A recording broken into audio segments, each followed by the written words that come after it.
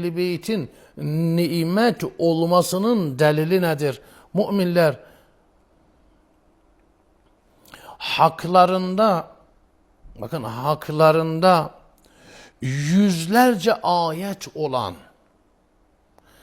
Kur'an'ın Allahu Azze ve Celle'nin yüzlerce ayetinde methettiği, anlattığı, beyan ettiği, ön plana çıkardığı Ehl-i Beyt, haklarında binlerce hadis olan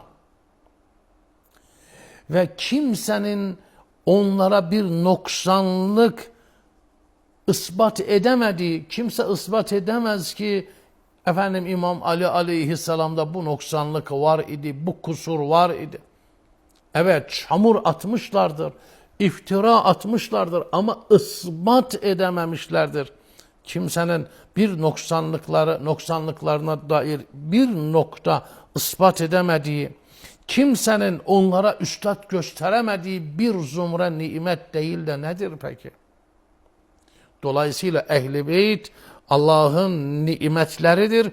İnşallah bir sonraki programda